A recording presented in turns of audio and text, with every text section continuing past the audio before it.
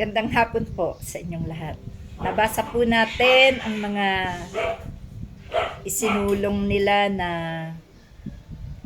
dahilan or case para i-impeach si President Bongbong Marcos. Wala na yata talagang katapusan tong labanan ng unit team. Ibang klase rin tong mga unit team gumawa ng mga rason para lang mapatalsik ang presidente at maiupo si Sara Duterte. Hindi naman ito mangyayari or hindi naman kikilos ang mga taong ito kung walang kautusan ni Sara Duterte. Ito nga kasi yung sinasabi natin kay President Bongbong Marcos na kumilos na siya. Kasi namamayagpag na sa paninira ang mga kampo ni Sara Duterte. Ganyan-ganyan sila noong 2022. Ganyan-ganyan din nung tatakbo si Rodrigo Duterte. In-advance na nila ang paninira sa mga magiging kalaban sa darating na eleksyon noong 2016. Sinira ni Duterte ang mga pangalan nitong mga kasamahan ni Presnoy Aquino at pati na rin si Presnoy Aquino na uso dyan ang lahat ng mga katarantaduhan. Ang sumunod, yun naman paninira nila nitong unit team kay BP Leni noong 2022. At ngayon naman, dahil sa nag-aalanganin na sila na manalo pa ngayon 2028 dahil sukdulan na ang galit ng tao sa mga Duterte, gumawa naman sila ng aksyon para mapaupo ng maaga si Sara Duterte at wag nang umabot pa ng eleksyon. Ano po? Yan po yung mga rason kung bakit ginagawa na talaga nila ng paraan para si Sara Duterte ay mapaupo agad-agad. So, eto nga po, nabasa natin ang mga sinasabi nila sa pag-impeach kay President Bongbong Marcos. May mga kakilala ako na nag-like dito, pero ang masasabi ko dito, alamin nyo munang mabuti kung makakaganda baga ito sa ating bansa o hindi. Alam nyo mga kapatid, sa alangang oras na ito, kalaghatian ng termino nitong dalawang batong nag-uumpugan. Isip-isipin nyo, kung ma-impeach ba si President Bongbong Marcos, sino ang uupo? Hindi ba't si Sara Duterte? Nakalimutan nyo na yata ang ginawa ng mga Duterte sa atin.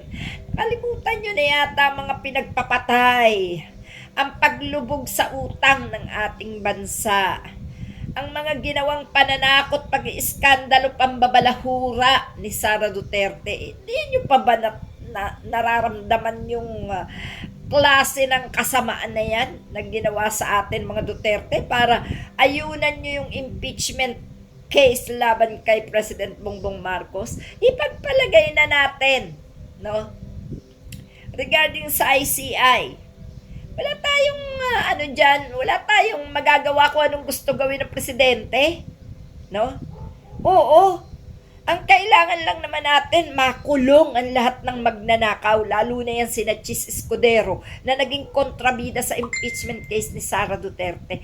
Aba, doon sa mga nag-like, mukhang gusto nyong si Sara Duterte ang iupo. Aba, magkakamali kayo ng gusto niya. Nasa huli palagi ang pagsisisi. Huwag kayong ganyan. Pag-aralan nyo ang bawat hakbang, magkalaban ito At tayo, ayaw natin sa kagaya ng mga ginawa ni Duterte. Kaya nga si Duterte naando na sa ICC nasa dahig na. Hindi naman siya talagang masasabi na isinuko or ipinadampot or ipinakidnap ni Marcos Ang tapang-tapang ni Duterte. Magagawa ba ng isang Marcos na siya ay ipadukot? Ala, ay kainaman na. May batas. May batas at yan ay matagal na sulong ang kasong niyan ni Rodrigo Duterte. Kaya wag na natin paligoy-liguyin pa. I-shortcut na natin. Yung sa ICI, yung investigador, ay kung yun ang gusto ng presidente, anong magagawa? Ang mahalaga, maipakulong ang mga magnanakaw. Yun na lang ang ipanawagan natin kay President Bongbong Marcos. Kesa payagan pang ma-impeach yan at maupo si Sara Duterte, di hilingin na lang nating lahat na ipakulong na niya ang lahat ng mga magnanakaw. Kasi ang daming ang paligoy-ligoy. Ando na tayo. Ako rin, lagi rin ako nananawagan kay Pres Bongbong Marcos na niya na yung mga magnanakaw. Ipakulong na dahil yan ang iniintay ng taong bayan. No? Ayan tuloy, inabot nga siya ng impeachment case. Ano yung impeachment case ni Sara Duterte? Ala, walang katiyakan niya mga impeachment na yan. Unitim yan. Magkakasama dati yan. Pero ang atin talagang gustong ma-impeach ay si Sara Duterte. Hindi pa sa ngayon ang Pangulo Marcos dapat na mawala sa upuan dahil uupo yang si Sara Duterte. No? At hindi ganun kadali mag-utos. No? Hindi ganun kadali mag-utos na mandukot ng dating ex-president. Grabe. Talaga lang may kasalanan si Rodrigo Duterte at talaga lang kailangan na siyang sumuko sa ICC at kailangan na rin siya talagang damputin ng ICC. Bagamat dito nga sa atin siya dinampot dahil taga rito siya. No? Ang may kagustuhan niyan ay batas sa itaas at batas sa lupa. Kaya walang masisisi kung si Rodrigo Duterte ay nasa ICC na sapagkat siya'y tunay na makasalanan. Mulat sa pool nang siya'y umupo, puro kahayupan ang ginawa niya sa atin. No? Pakatandaan niyo yan. Ngayon, nagamit nila si Bongbong Marcos.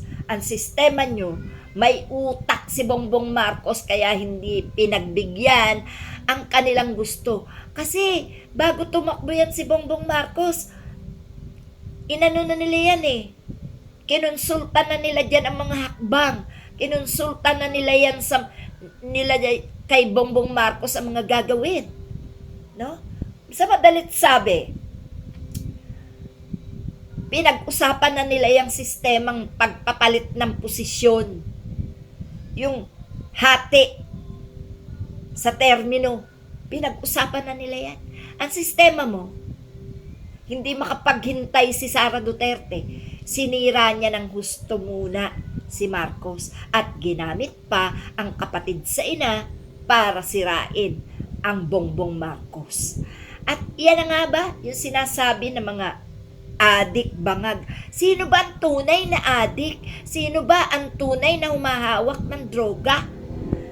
Si Sara Duterte nga, mismong sinabi na ni Banatbay na parang bangag tuwing kakausapin, tuwing magsasalita.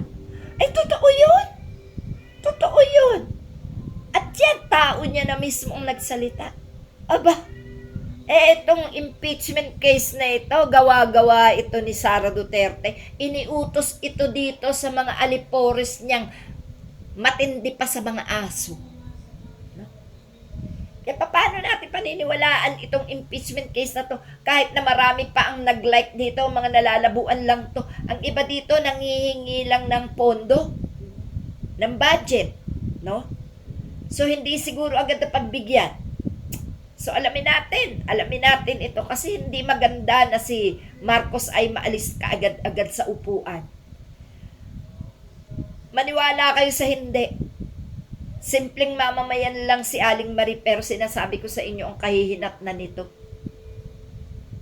Once na mapatalsik si Marcos, hindi pa naglalayo ang segundo at minuto, uupo ng ura-urada si Sara Duterte. Tandaan nyo yan. Pagsisisihan nyo yan. Kayo na mga tanga at bobo. Kayo na mga sumama sa mga tanga at bobo. Hindi man kayo bobo, hindi man kayo tanga. Pero dapat inisip nyo ang mangyayari. No? Hindi pa sana ako magbablog eh. Kaya lang nakita ko to eh, no? Yang mga sinasabing yan sa impeachment case ni Bongbong Marcos, no? Yan ay gumawa raw ng ICI si Bongbong Marcos para proteksyonan ang mga kaalyado na magnanakaw. Kaya nga, Mr. President, ipakulong mo na yung mga kaibigan mo. Hindi mo na dapat hanapin pa ang kaalyado. Ang taong bayan lang na naniniwala sa kakayanan mo sa ngayon, yun ang tingnan mo.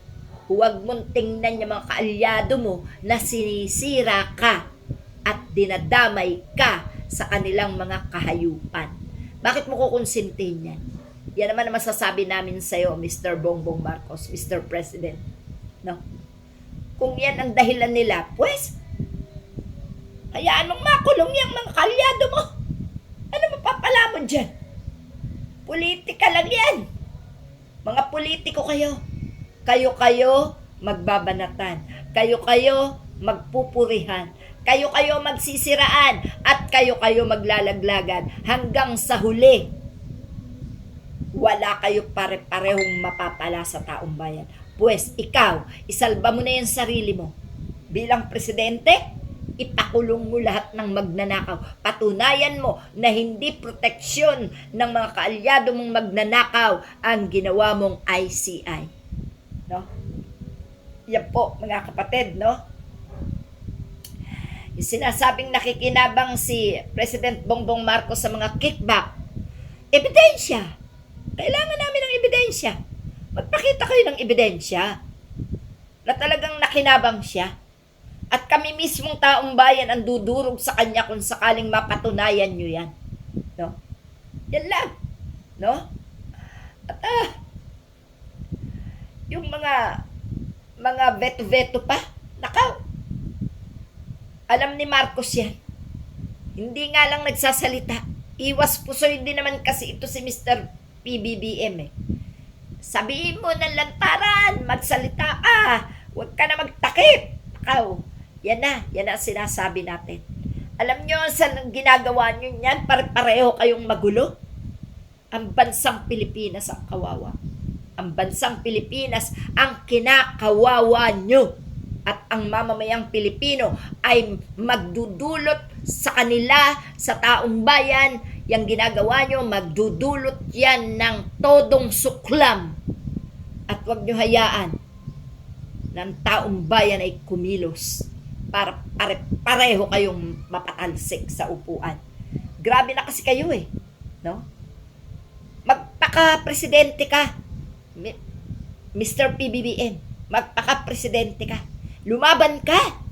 Hindi yung ginaganyan-ganyan ka. Kung mahal mo ang bansa, lumaban ka. Pero kung hindi mo mahal ang bansa, pababayaan mong mapatalsik ka sa ganyan. Nakakahiya yan. Ha? Okay. Sige po. Yan lang po muna.